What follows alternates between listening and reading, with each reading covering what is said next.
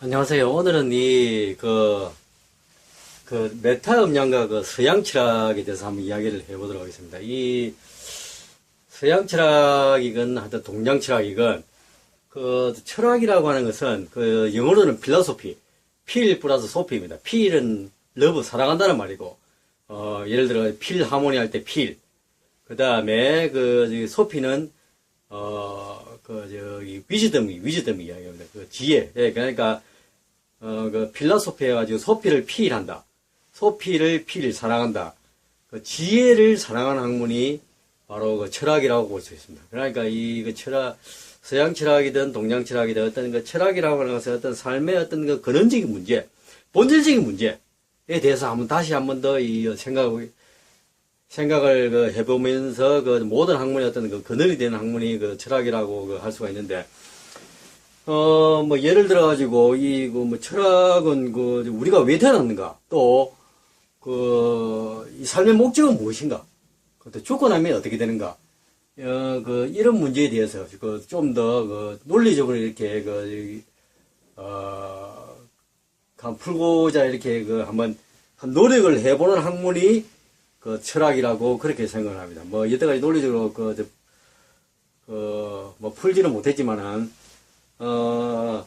예를 들어가지고 아주 심오한 근원적인 어떤 그런 문제에 대해서는 어떤 종교 영역을 넘겨버리고, 또 종교는 논리적으로 어떤 문제를 풀려고 하기보다는 그냥 믿음을 우선시 하다 보니까 좀 논리성이 떨어지게 되고, 그리고 과학이 있지만 과학은 물질 세계를 탐구를 하다 보니까 우리가 정작 알고 싶었던 인간적인 세계, 심리학을 뛰어넘은 어떤 우리가 알고 싶은 인간의 어떤 근원적인 어떤 알무 욕구에 대해서 충분한 답을 주지 못하고 있는 것이 솔직한 현실입니다. 그래가지고 물질 세계를 탐구하는 어떤 과학과, 그리고 이제 무조건 어떤 믿음의 세계를 전제하는 어떤 종교의 중간 영역으로서 어떤 논리성을 기반으로 해가지고 삶의 어떤 근원적인 문제에 대해서 질문을 던지고 나름대로 이렇게 한번 답을 해보는 게 그게 철학이 아닌가 그렇게 생각을 합니다. 그래서 제가 오늘 강의의 제목을 메타 음량과 서양 철학이라고 했는데, 이 메타 음량이라는 이 용어 자체가 아주 생소합니다. 이 만물이 변하고 만물이 이어져 있다고 한다면, 만물은 이어지게 변할 수밖에 없다. 이거는 누차 제가 수백 번, 수천 번 더 말씀을 드렸는데, 만물이 이어지게 변한다고 한다면, 이거는 형태가 어떤 하나의 둥근 원의 형태가 가장 이상적이고 어떤 효율적인 형태가 될 수밖에 없다. 그러니까 이 만물이 변하고 만물이 이어져 있다고 한다면 만물은 이어지게 변하는데, 이어지게 변하기 위해서는 하나의 형태가 둥근 원의 형태가 가장 효율적인 형태다. 그래가지고 만물이 어떤 성장하기 위해서 세포분열하듯이 하나에서 두 개로 이렇게 분열되게 됩니다. 그것도 두 개는 다시 분열돼서 네 개로 되고, 네 개는 그것도 8개, 8개는 16개. 그러니까 이 말이 무슨 말이냐면, 하나에서 세포 분열을 하듯이 두 개가 나오게 되면, 이 두 개가, 시계 반대 방향으로 돌아가는 어떤 예를 들어 현대식으로 어떤 디지털식으로 이야기를 하자면, 시계 반대 방향으로 돌아가는, 하나에서 분열되게 되면 하나에서 분열되면 두 개가 나오게 되는데, 요 두 개의 방울을 시계 반대 방향으로 돌아가는, 예를 들어 디지털 1로 정하고, 요 원을, 그 다음에 시계 방향으로 돌아가는 요 원을 디지털 0으로 생각을 해본다면, 하나에서 세포 분열하기 위해 가지고 두 개를 되는데, 요 두 개의 원을 시계 반대 방향으로 돌아가는 디지털 1과 시계 방향으로 돌아가는 디지털 0으로 규명을 한다면, 명명을 한다면 이게 바로 양과 음과 양이 될 수가 있다는 거죠. 그러니까 디지털식으로 표현을 하자면 디지털 1과 0, 그 다음에 동양의 음양식으로 도교식으로 표현을 하자면 양과 음과 양, 이렇게 되니까 이제 이 말이 무슨 말이냐면, 서양 철학이건 동양 철학이건 크게 보면 어떤 하나의 두 개의 부류로 나누어질 수가 있다고 하는 것입니다. 그러니까, 뭐, 예를 들어가지고, 그, 디지털 1을, 양기운으로, 그럼 그, 디지털 0을 그, 음기운으로 하게 되면, 이제 오늘 이념식으로 이야기를 하다 보면, 그, 우파와 좌파, 이제 그 다음에 그, 현실주의자와 이상주의자, 이제 그리고 인식의 근원이 있어가지고, 감각경과 이성, 이제 이런 식으로 또 나눌 수가 있고, 그 다음에, 양기운은 그 발음 자체가 이렇게 발산되는 어떤 이제 그런 기운을 띠고 있기 때문에 그 발산 성장, 그러니까 우파와 또 이제 연관이 된다고 했는데 그 발산 성장하는 기운과 연관이 되고 그 그 기운을 수렴하고 그 잡아 당기는 수렴시키는 그 기운이 음기운입니다. 디지털식으로 이야기하면 양기운은 일로서 계속 이렇게 쭉쭉쭉 직선적으로 이렇게 발산해가지고 이렇게 성장해 나가는 그런 기운이고, 그 디지털식으로 이야기하면 영은, 전체적으로 수렴하고, 거두고, 그 다음에 받아들이는 그런 기운이 영. 그다음 원속에. 그러니까 수렴, 분배와 관계되고, 그 다음에 운동과 정지 중에서는 이 양기운은 운동, 그 다음에 음기운은 정지, 그 다음에 변화와 분별이 그리스 철학의 가장 중심 주제가 알고자 했던 그 중심 주제 그 중에 하나가 변화의 문제와 불변의 문제였어요. 변화와 불변. 네. 만물은 변한다라고 하는 어떤 헤라클레이토스의 변정법이 있는가 하면 또 그 파르메니데스의 어떤 그 만물은 불변이다라고 하는 이 변화와 불변을 어떻게 조화시킬 것인가가 이 그리스 자연 철학의 가장 어떤 원초적인 문제였습니다. 그러니까 그 변화는 운동, 발산 성장과 이제 연관시켜가지고 양기운을 이렇게 배속시킬 수가 있고, 불변은 정지, 수렴, 분배 이렇게 해가지고 음기운을 이렇게 짝을 지을 수가 있습니다. 그러니까 오늘날 뭐 예를 들어 현대 철학으로 이야기한다면 프랑스 철학자 들레즈의 표현을 보자면 차이와 반복에서는 차이는 변화, 운동 해가지고 양기운으로, 그 다음에 반복은 불변, 정지 해가지고 음기운을 이렇게 또 기소 배속시킬 수가 있게 됩니다. 그러니까 이 말이 무슨 말이냐면 동양철학이든 서양철학이든 전부 다 크게 보면 두 가지로 우리가 나눠갈 생각을 해볼 수가 있는데 그 두 가지에 왜 두 가지이냐? 왜 두 가지이냐? 아까도 이야기를 했다시피 만물은 변해가고 만물은 이어져 있다고 한다면 만물은 이어지게 변할 수밖에 없는데 이어지게 변한다고 한다면 그 하나의 크다는 원이 가장 효율적인 형태다. 그럼 이 원이 세포분열을 하듯이 성장하기 위해 가지고 하나에서 두 개로 나누지기 때문에 음과 양, 디지털 1과 0이 나올 수밖에 없다. 이게 바로 우리가 보는 메비우스띠도 마찬가지, 메비우스띠. 안이 밖에 되고 밖에 안이 되는 이 메비우스띠의 지각적 의미가 바로 누운 팔자 모양이죠. 무한대 모양. 그러니까 누운 팔자 모양. 원이 두 개 있는 누운 팔자 모양이죠, 이게. 그러니까 이런 어떤 누운 팔자 모양이 되어야지만이 우리가 살아가면서 양면성의 어떤 전환이라든가 양면 적응이 가능하다는 거죠, 이게. 누운 팔자 모양이 돼. 하나에서 두 개로 분열이 되어야지만 두 개의 원을 소유를 하게 되게 됨으로써 때로는, 양기운으로, 때로는 음기운으로, 때로는 디지털 1로, 때로는 디지털 0으로 해가지고 두 개의, 양면 전환이 가능하게 되고 양면 적응이 가능하게 된다는 거죠. 그러니까 이게, 메비우스띠의 원리도 마찬가지고, 누운 팔자 모양이죠. 하나에서 두 개로 분열되는 거. 그러니까 이 두 개가 풀려가지고 다시 하나로 돌아가는 거. 그러니까, 커다란 하나의 원에서 두 개로 되고, 쪼개진 두 개의 원에서 다시 커다란 어떤 하나의 원으로 돌아가는 거. 이 계속적으로 반복되는, 꼬이고 풀리고, 꼬이고 풀리고, 꼬이고 풀리고 하는 이 하나의 원에서 두 개가 되고, 두 개가 다시 하나로 더 큰 원으로 돌아가고, 이 꼬이고 풀리고 하는 이 과정 자체가, 이걸 좀 더 빨리 하기 위해 가지고 우리는, 제가 돌파리의 어떤 관점에서 보자면, 삶의 목적이라고 하는 것은 바로 이거죠, 이거. 우리 몸을 구성하고 있는 그 수많은 원자 방울들 중에서, 우리 몸을 구성하고 있는 수많은 원자 방울들 중에 대표 방울이 있다고 한다면, 대표 방울은 어떤 둥근 물을 어떤 미분을 하게 되면 둥근 원이 나오게 되고, 둥근 원을 적분을 하게 되면 둥근 구가 나오게 되듯이, 대표 방울의 어떤 그걸 대표하는 어떤 그 안에 둥근 원이 있다고 이제 가정을 한다면 이 그 원이 두 개를 되었다가 이 두 개를 다시 이때 푸는 그 속도, 꼬이고 풀고 꼬이고 푸는 이 속도 향상을 위해 가지고 예를 들어 가지고 우리 인간은 살아간다고 생각을 합니다. 제 나름대로는 아무도 믿지는 않겠지만 제 나름대로 삶의 목적이 바로 이거죠. 꼬이고 풀고 꼬이고 푸는 이 속도 향상을 위해 가지고 우리 인간은 살아간다. 그러니까 우리 인간은 왜 태어났는가? 보다 좀 더 나은 어떤 그 디지털식 어떤 조합과 배열 이것을 이루기 위해서 이제 태어났다고 하는데 이제 이 부분에 대해서 다음에 또 한번 또 상세히 또 말씀을 한번 드려보도록 하겠습니다.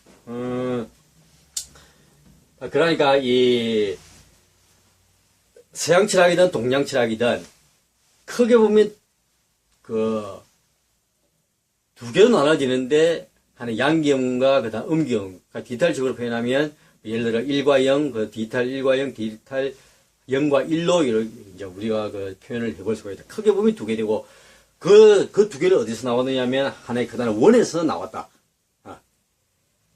그러니까 이거는 동양 철학이건 서양 철학이건 뭐든 또 아니면 다른 학문도 다 마찬가지라는 거죠. 이게 크게 보면 두 개의 부류로 나누어 가지고 우리가 생각을 해볼 수가 있고 그 두 개는 한 차원 높은 곳에서는 어떤 하나의 공통점을 지닌다는 거죠.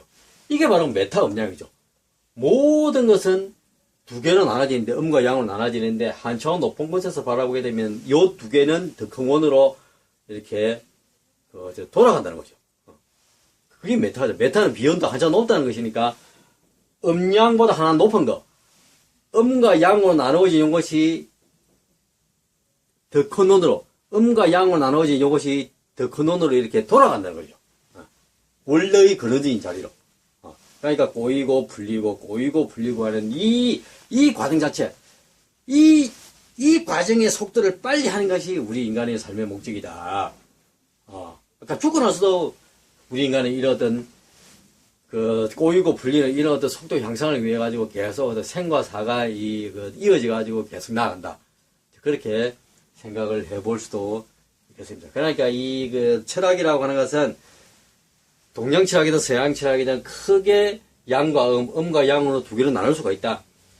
예를 들어 우파와 좌파, 현실주의자와 이상주의자, 감각경험과 이성, 그 다음에 발산, 성장이냐, 수렴, 분배냐, 그 다음에 운동과 정지, 변화와 불변, 차이와 반복, 이런 식으로 이렇게 해석할 수가 있는데, 그러니까 서양 철학을 범주적으로 보자면, 객관의 세계에서, 그 다음에 주관의 세계로, 그러고, 오늘날에는 객관과 주관을 아우르는 어떤 공통분모로서의 어떤 언어의 문제에 대해서,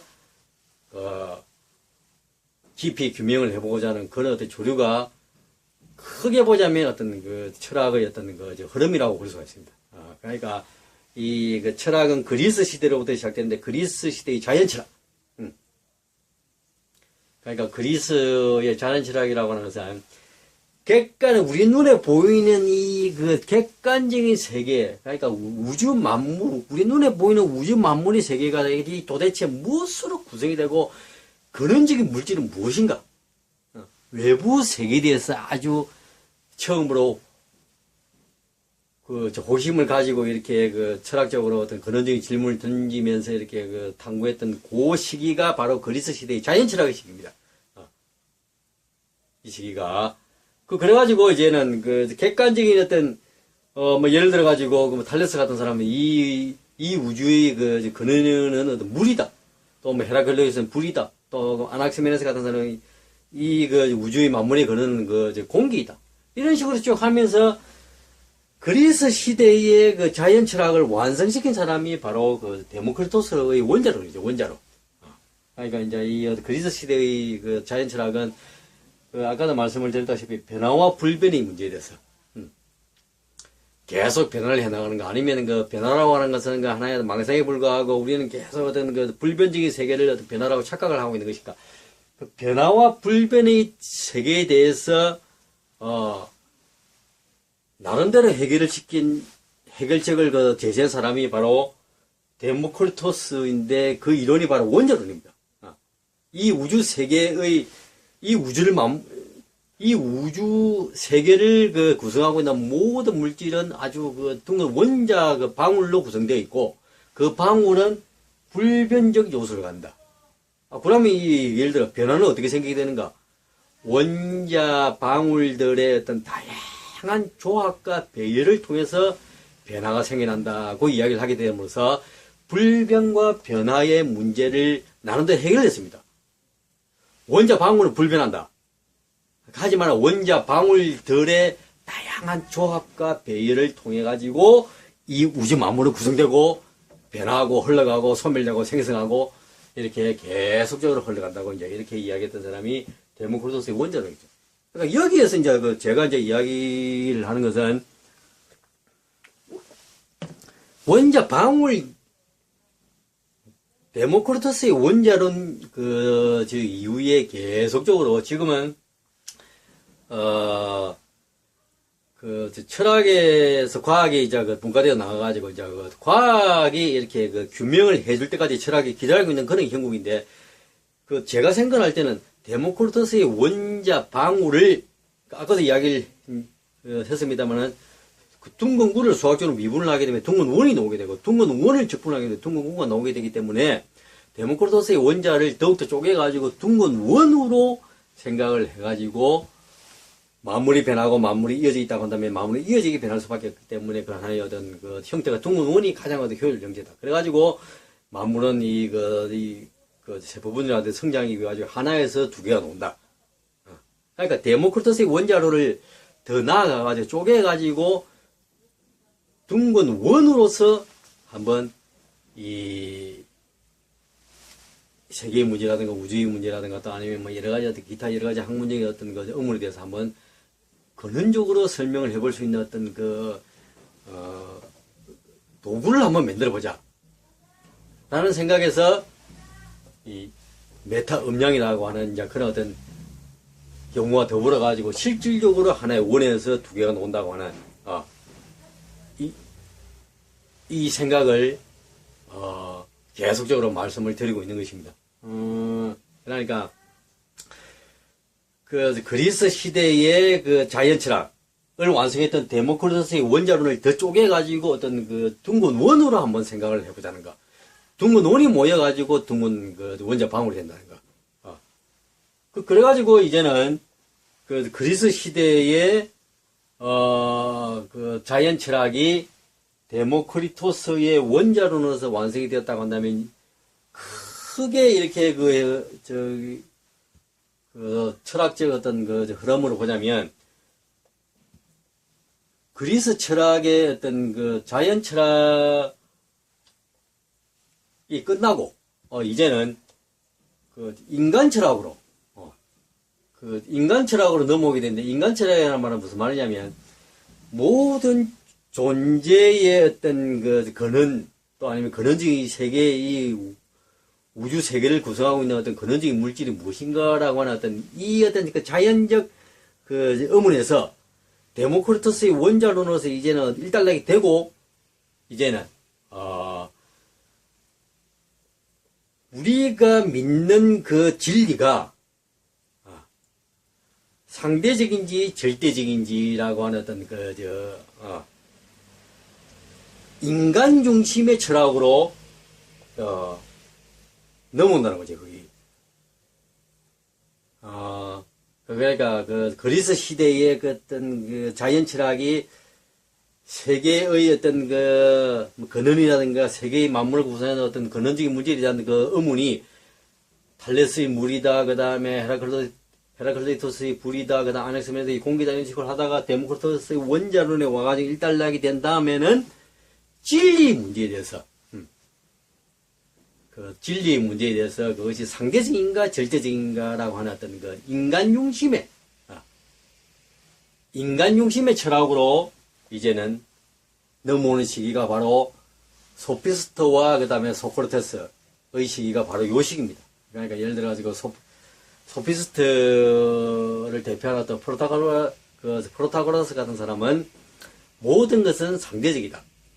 모든 것은 상대적이다. 우리가 예를 들어가지고 우리 인간이 알 수 있는 진리는 확실한 것은 없다. 상대적이다. 예를 들어 똑같은 바람이 불어온다 하더라도 어떤 사람은 그 시원하다고 어떤 사람은 춥다고 하고 무슨 음식을 먹어도 어떤 사람은 맛있다고 어떤 사람은 맛이 없다고도 이야기하는 사람도 있고 똑같은 대상을 바라보더라도 어떤 사람은 아름답다고 어떤 사람은 추하다고 이야기를 할 수 있는 건 마찬가지로 우리 인간에게 절대적인 진리는 없다라고 이야기했던 사람이 상대주의를 제청했다고 그렇다고 소피스트도 있죠. 소피스트들.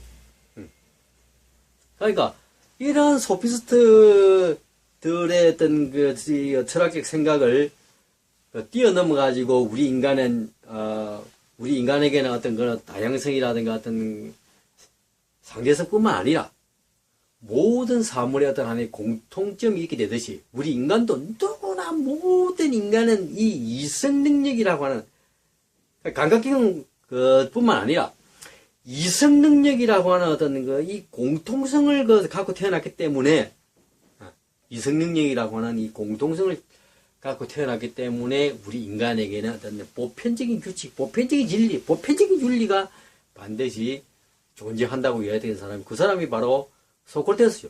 그러니까 소피스트들은 모든 인간의 진리는 상대적이다라고 이야기를 하고 소피스트는 상대성뿐만 아니라 소크라테스는 우리 인간에게는 누구나에게 공통된 요소가 있을 수가 있는데 그것이 바로 이성이다. 동물과 구별되는 그 능력이 이성. 개개의 사물에서 공통점을 뽑아내가지고 추출해가지고 개념화시킬 수 있는 능력이 그게 바로 이성 능력이에요. 이성.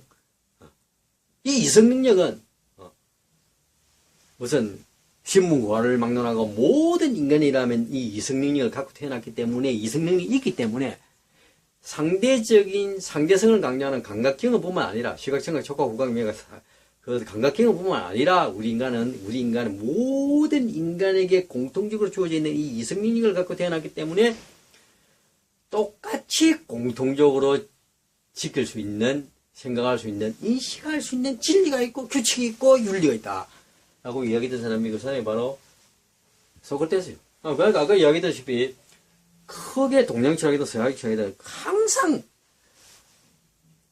철학이 절대 어려운 학문이 아닙니다.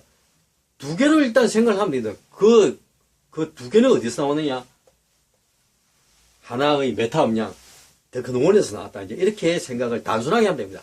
하나의 더 큰 원에서 두 개가 나왔는데 그게 음량이고 그것이 일과 영이고 우파와 좌파고 현실주의자고 이상주의자고 감각경험, 상대적인 감각경험이고 절대적인 이성이고 발산성자이고 순회분배고 운동과 정지고 변화와 불변이고 차이와 뭐 이런 식으로 해가지고 상대와 절대의 문제, 그 다음에 소피스트와 소크라테스의 문제도 크게 보면 상대적이냐 절대적이냐, 감각 경험이냐. 감성 감각 경험은 시각, 청각, 촉각, 후각, 미각은 다양합니다. 사람마다 다를 수가 있고 똑같은 것을 먹어도 맛있다고 어떤 사람은 맛이 없다라고 할 수 있듯이 똑같은 대상을 바라보더라도 아름답게 느끼는 사람이 있고 또 추하게 느끼는 사람이 있고 물론 모든 사람이 눈에 다 아름답고 또 혹은 또 다 추하게 이제 보이는 그런 경우도 있지만은 보통 감각경험 감성은 다양성을 강조합니다. 다양성. 그 반면에 이성은 사물에 내재해 있는 공통성을 뽑아가지고 공통점을 추출해가지고 어떤 그 동일성을 강조하는 것이, 보편성을 강조하는 것이 그게 어떤 이성 능력이죠. 그러니까 양과 그 다음에 감각경험과 이성이 이런 식으로 해가지고 우리가 생각을 해볼 수가 있다는 거죠. 그러니까 인간 중심의 철학, 상대주의적인 모든 진리는 상대적이다라고 하는 소피스트의 계열과 그 다음에 누구나의 인간에게 이성 능력이 구비되듯이 보편적으로 지켜야 될 진리가 있다. 보편성을 강조하는 어떤 소크라테스의 어떤 그 이성. 이것은 음견으로 이렇게 생각을 해볼 수가 있는 거죠. 그러니까 역시 이것도 두 개다. 그래가지고 소크라테스의 제자의 이제 이성을 강조를 했지만 어떤 그 주지주의적. 이제 보다 더 주지주의적 어떤 합리주의를 강조했던 사람이 그 플라톤이고 그 다음에 주의주의, 우리가 아는 것만 가지고는 부족하다 해가지고 우리가 안다고 하더라도 그것이 그대로 행동으로 되지 않기 때문에 어떤 계속적으로 양극단에 치우치지 않으려고 하는 어떤 의지를 습관한 덕, 어떤 그 중용의 덕을 강조했던 그 아리스토텔레스의 철학, 주의주의적 어떤 그런 어떤 이성주의가 있을 수가 있는데 하여튼 그 플라톤과 아리스토텔레스로 이렇게 그 또 소크라테스의 제자 중에는 플라톤과 아리스토텔레스로 이렇게 나누어질 수가 있는데 그것도 역시 아까 이야기했지만 계속 두 개로 생각하면 됩니다. 플라톤은 이쪽 계열입니다. 음기운 계열. 그 다음에 오늘날 이념적으로 보자면 어떤 꼭 이런 거는 선 아니지만은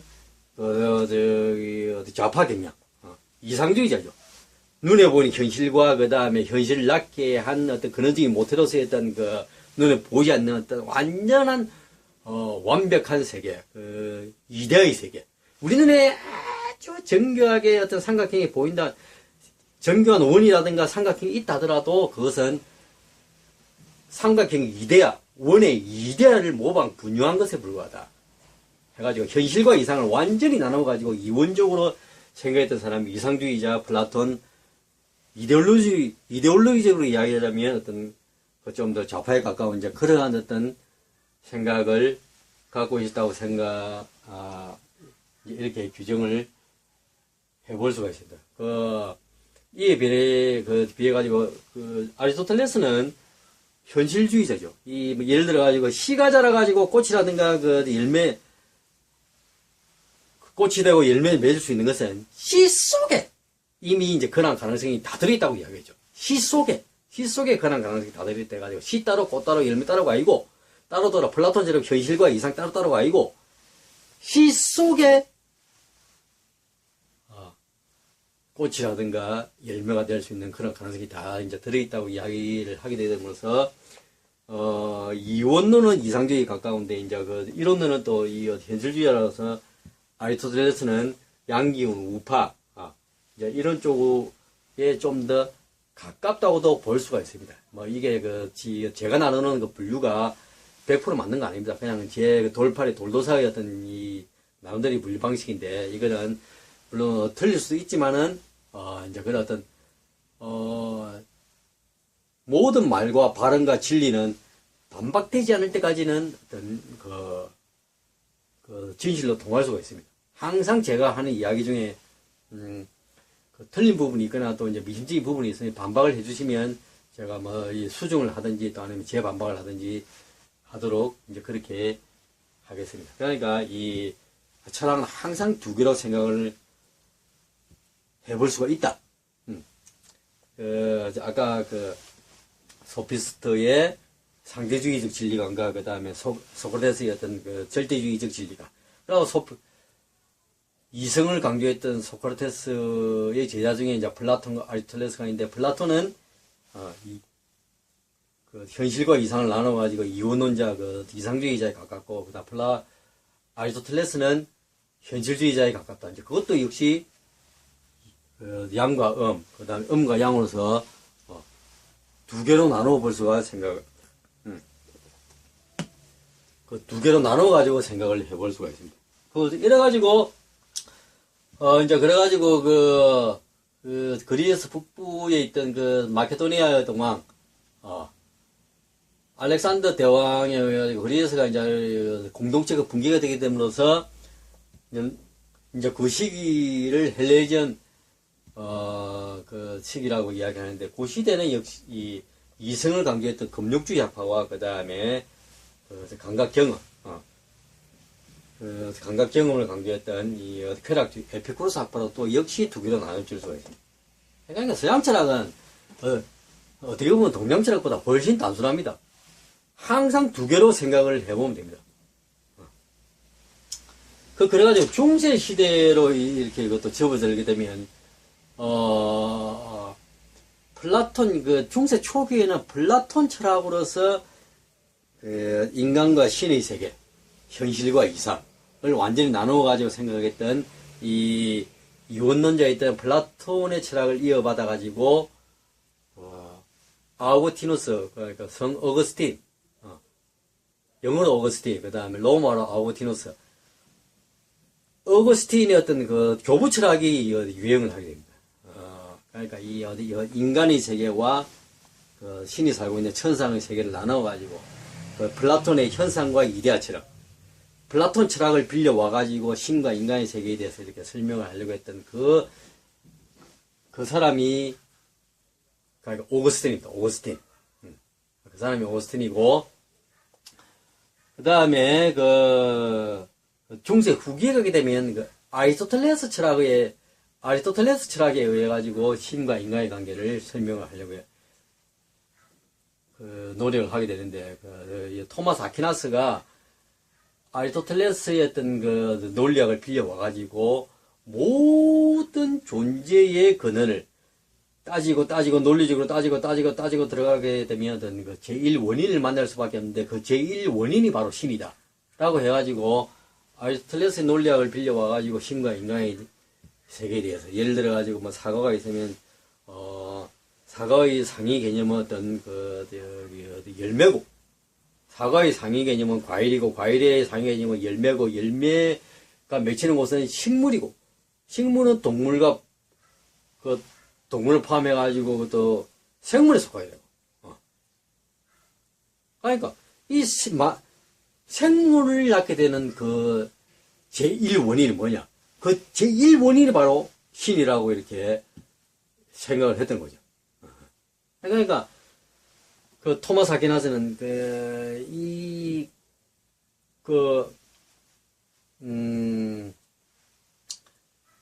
신앙과 이성의, 우리 인간이 갖고 있는 이성과, 그 다음에 이 신앙은, 논리적으로 이렇게, 이성적으로 이렇게 조화가 가능하다. 중세 초기만 하더라도, 아고티누스에 의해 가지고, 성 오거스틴에 의해 주장된 어떤 교부 철학은, 신과 신의 세계, 천국의, 신앙의 세계, 신의 세계와 그 다음에 인간의 세계는 완전히 분리돼가지고 이원적으로 생각을 했는데, 스콜라 철학에 와가지고는, 중세 후기에 와가지고는 신앙에 의해서도, 이성에 의해서, 인간이 갖고 있는 이성에 의해서도, 합리적 이성에 의해서도 신의 존재증명이 가능하다고 이야기.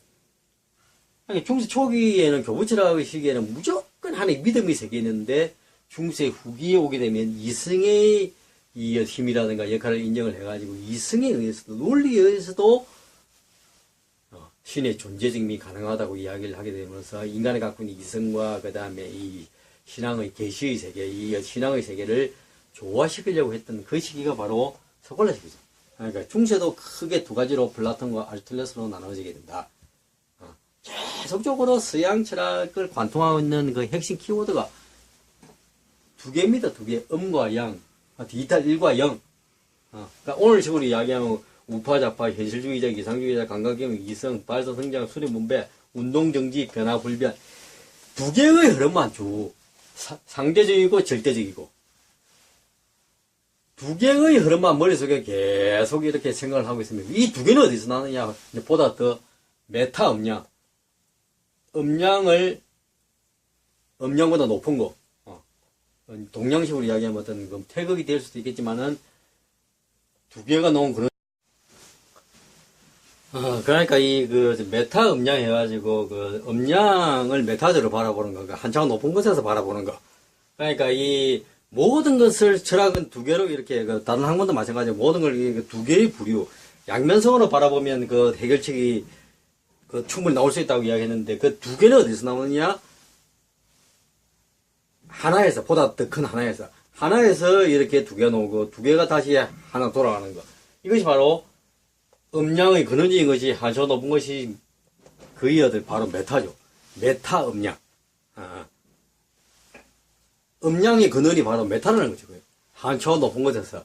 만물은 변하고 만물은 이어져 있다고 한다면, 만물은 이어지게 변할 수밖에 없는데, 만물은 이어지게 변한다고 한다면 그 형태가 그 하나의 둥근 원이 될 수밖에 없다. 둥근 원이 가장 이상적인 형태고, 그 하나의 둥근 원에서 두 개가 나오게 되는데, 이것이 바로 음량이고, 돌아가게 되면 동양식으로 이야기하면 태극이고, 그 하나의 메타가 될 수가 있다. 그래가지고 철학을 전혀 어렵게 생각할 필요가 없이 항상 그렇게 두 개로 생각을 하게 되면 두 개로 생각을 하면 되고, 두 개는 어디서 나오느냐? 메타에서 나왔다. 메타는 무엇이냐? 두 개가 돌아가는 근원적이고, 그 둥근 원의 형태다. 그래서 제가 자꾸 그 둥근 원을 강조하니까 혹시 저 사람 저거 돌팔이 저거 혹시 무슨 원불교 신자인가? 아닙니다. 저는 종교 없습니다. 기독교 아니고 불교도 아니고 이슬람교도 아니고 유교도 아니고 그냥 말 그대로 이 메타 음양교입니다. 종교가 있다고 한다면 메타 음양교. 신도 한 명도 없고 제 교리를 강요하지 않고 그 다음에 뭐 예를 들어 가지고 시주 뭐 또 뭐 11조 뭐 그런 거 안 받습니다. 물론 뭐 그 다음에 그 자발적 후원금은 받을 수 있겠지만은 그 강요하지 않습니다. 밟지 않습니다.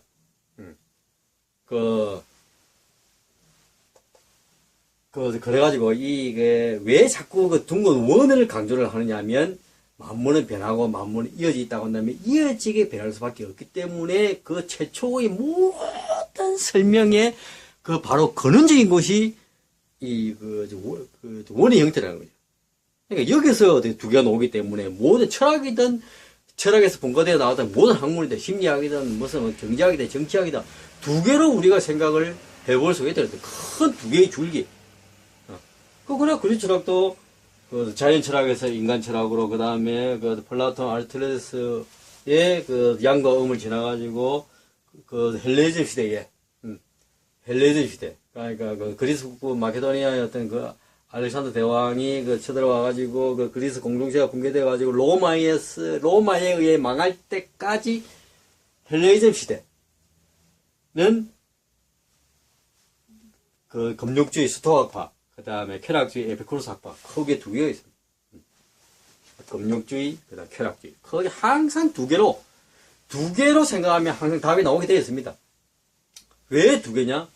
늘 이야기했지만, 한 원에서 두 개 이렇게 세포분열해서 나오기 때문에. 그러니까 우리 인간이 양면성을 지니는 이유도 바로 하나의 원에서 두 개로 갈라져 나오기 때문에 양면성이 있는 거예요. 그러니까 이 서양의 어떤 동일률, A는 A고 B는 B다. 이 이제 동일률이 비로소 깨질 때가 왔다고 생각합니다. 동일률이 아니라 이 양면성이 모든 학문의 어떤 기본 전제가 됩니다. 그렇다 해가지고 A는 B이고 B는 A다. 이거보다도 A는 AB, B는 B에 해가지고 A는 A의 요소를 지니면서도 B의 요소를 동시에 포함하고 있고 B는 B이면서 A의 요소를 동시에 포함하고 있다. 왜? 그 안에 원에서 두 개로 분열되기 때문에. 이게 바로 메비우스 D의 철학적 의미고, 이게 메타 음량이고, 태극에서 음량이 갈라져 나오는 것이고, 생물에서 이야기하는 세포 분열이 일어나게 되는 원리라는 거죠. 바로 이 원리. 그러니까 데모크리토스의 원자론이 이제 와가지고 철학적으로 해가지고, 깨진다는 거죠, 이게. 그래가지고, 창조적 파괴를 통해가지고 새로운 둥근 원의 이론으로서 새롭게, 이 자연 철학뿐만 아니라 인간 철학이 완성될 수 있다고 이야기하는 것이 제 돌팔이 돌도사의 어떤 견해입니다. 그래가지고 이제는, 중세 교부 철학, 중세 초기 어거스틴의 교부 철학, 후기의 스콜라스, 토마스 아퀴나스 스콜라 철학을 지나가지고, 근대에 오게 되면, 중세 봉건 시대에서 이제는 지리상의 재발견이라든가, 지리상의 재발견이라든가, 여러 가지 과학기술의 발전이라든가, 이런 걸 동서교육, 어떤 문화의, 무역 교류를 통해가지고, 여러 가지 어떤, 중세 봉건 시대로부터 근세로 나아가게 됩니다. 그러니까 근대라고 할 때는, 보통 경제적으로는 어떤 자본주의의 씨앗이 시작되는 시기가 근대고, 정치적으로는 어떤 제한된 민주주의, 그 다음에, 문화적으로는 어떤 이성을 강조하는 어떤 합리주의가 병행하던 시기가 바로 근대입니다. 이 근대를 대표하는 철학적 주제가 바로 영국 경험론과 대륙 합리론입니다. 크게 봐가지고 이제는 모두의 철학에는 크게 세 가지의 흐름이 있다고 했는데 어떤 객관적 세계를 중시하던 이 세계는 무엇으로 구성이 되고 무엇을 만들어냈는가? 우선 눈에 보이는 객관적 세계를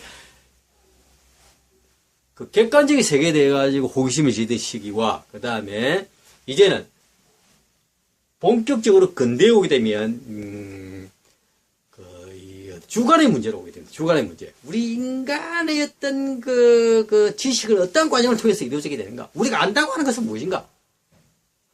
우리가 안다고 하는 것은 어떤 과정을 통해서 이루어지게 되는가?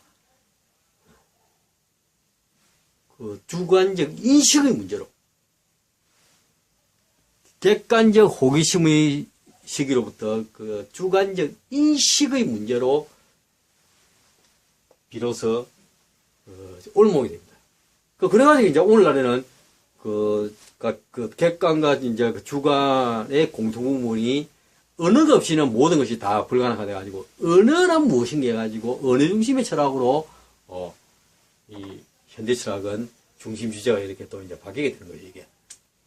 그래가지고, 근대는 영국 경험론과 대륙 합리론인데, 영국 경험론이라고 할 때는 영국은 대체적으로 봐가지고 요쪽 계통입니다. 양기운, 그 다음 현실주의, 그 다음 감각 경험을 중시하고 발전성장, 운동, 변화, 차이. 그 다음에 대륙이라 할 때는 프랑스, 독일, 이제 이쪽입니다. 선나라 영국과 이렇게 마주보고 있던 프랑스, 독일, 그 다음 네덜란드, 스피노자.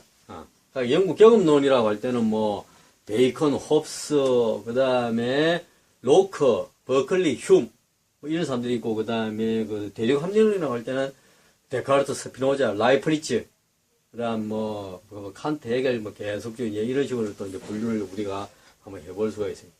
그러니까 영국 경험론이라는 것은 우리 인간의 어떤 지식의 문제, 우리가 안다고 나서 어떤 과정을 통해서 이루어지게 되는가, 지식의 문제, 진리의 문제, 이거는 감각 경험을 통해서 이루어지게 됩니다. 감각 경험.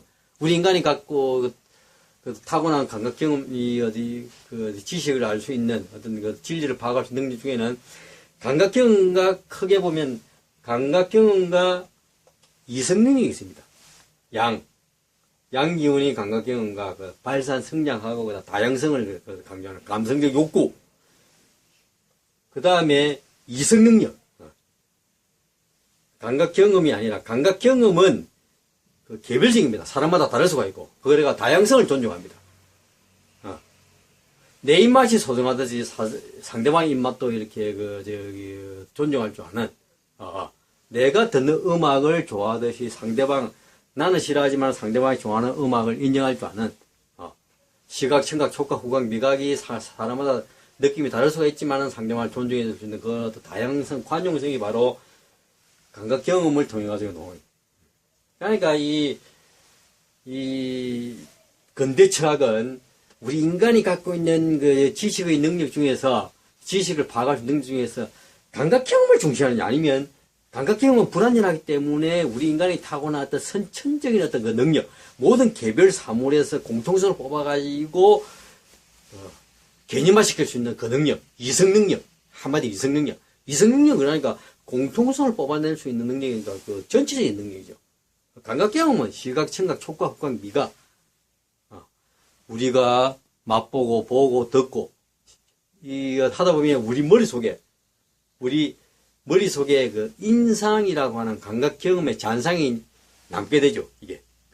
이제 그걸 관념을 했는데, 이러한 관념들이 모여가지고 단순관념에서 복합관념으로 나아가는 과정이 지식이 축적되는 과정이다라고 보통 영국 경험론에서 이야기하고, 이 대륙합리론에서는 데카르트, 스피노자, 라이프니츠 이런 대륙합리, 이성을 존중하는 프랑스, 독일, 네덜란드 이 대륙합리론자들은 감각 경험, 시각, 청각, 촉각, 후각, 미각에 의해 가지고 획득된 지식은 그건 확실한 100% 지식을 우리에게 보장해 주지 못하기 때문에 수학적 지식과 같은, 기하학적 지식과 같은 확실한 지식, 이성을 통해 가지고, 감각 경험이 아니라 이성을 통해 가지고 우리가 획득한 지식이야말로 우리에게 확실한 지식을, 진리 이성을 우리에게 가르쳐 준다 해가지고 이성을 강조해야 돼요. 그러니까 크게 보면 영국 경험론 이쪽이고 대륙 합리론은 이쪽인데, 영국 경험론은 어떤 감각 경험을 중시하다 보니까 감각 경험은 감성적 욕구, 발산, 성장과 관계되고, 운동 변화와 관계되고. 그러니까 진리에 있어서도 사람마다 어떤 감각 경험이 다르듯이 상대주의적 진리관을 보통 많이 강조를 하게 됩니다. 이쪽은 대륙 합리론은 음기운이기 때문에 이제 음기운, 이렇게 받아들이는 거. 전체적으로. 개별 사물에서 공통점을 뽑아가지고 공통성, 전체성, 공통성, 보편성을 강조하다 보니까, 이런 어떤 개별적이 아닌 어떤 전체성을 강조를 하게 됩니다. 그러니까 전체성을 강조하다 보니까 변화와 불변 중에서는 불변에 가고. 그러니까 이제 이쪽 계통은 영국 경험론은 어떤 그 개체적이고 개인주의적이라고 이야기한다면 대륙 합리론 계통은 어떤 보편성을 강조하고 어떤 그 전체성을 강조를 하게 된 거죠, 이게. 그러니까 여기는 감각 경험과 그다음 감성 욕구를 중시하게 되고 여기는 이성 능력, 이성 능력, 3단 논법이라든가 뭐 우리 인간의 어떤 예를 들어 감각 경험 없이도 알 수 있는 추론을 통해 가지고 알 수 있는 것. 모든 사람은 죽는다. 소크라테스는 사람이다. 그러므로 소크라테스는 죽는다라고 하는 어떤 대전제로부터 자연스럽게 결론을 도출되는 3단 논법을 중시를 하게 되고 영국 경험론은 감각 경험을 통해 가지고 실험 관찰을 통해 가지고 부분에서 전체로 나가는 기납법을 중시를 한다고 한다면 대륙 합리론은 전체에서 이제 부분적인 설명으로 나아가게 되는 연역법을 중시한다고 볼 수가 있습니다. 그러니까 부분에서 전체로 나가는 것은 영국 경험론이고, 그 다음에 전체에서 부분적인 설명으로 나가는 것은 대륙 합리론적이고, 그러니까 여기는 감각 경험, 여기는 이성.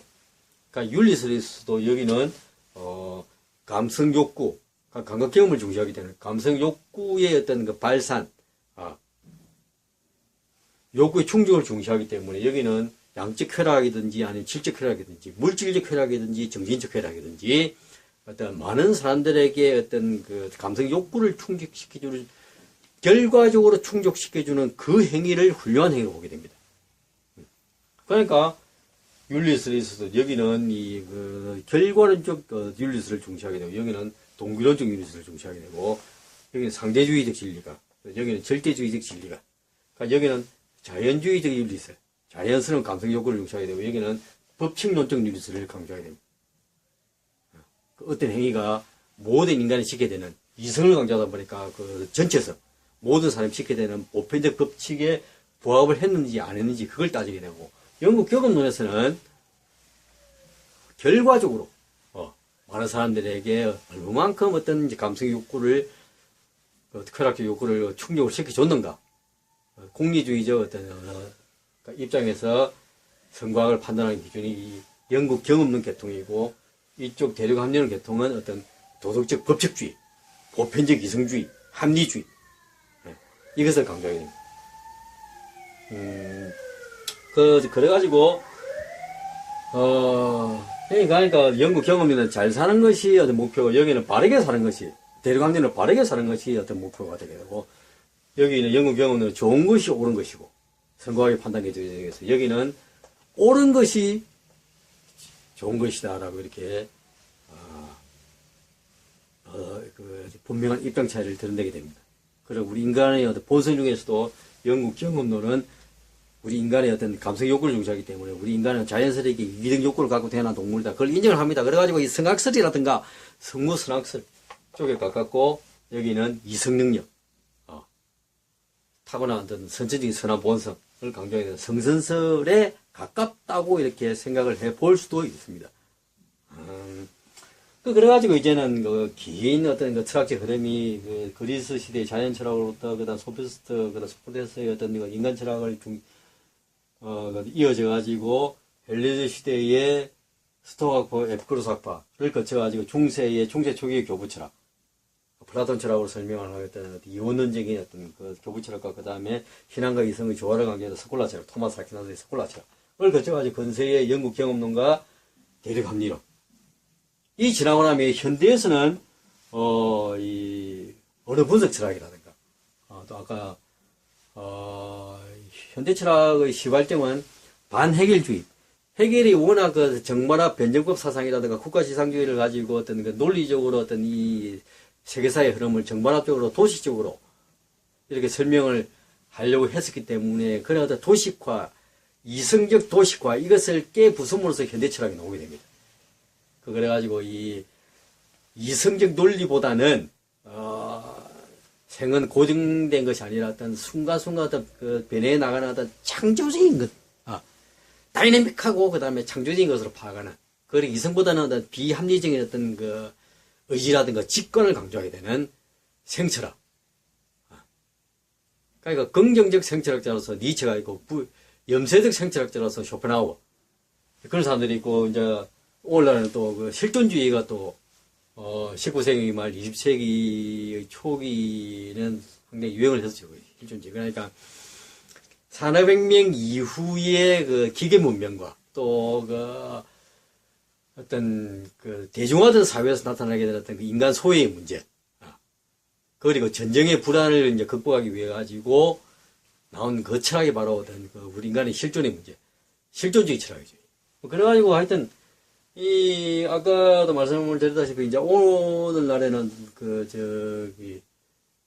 객관과 주관의 공통분모가 되는 어떤 그 언어가 중심주제가 되는 어떤 그 언어 분석 철학과 그 다음에 또 이제 그 한편에서는 반이성주의의 어떤 그 생철학 실존주의.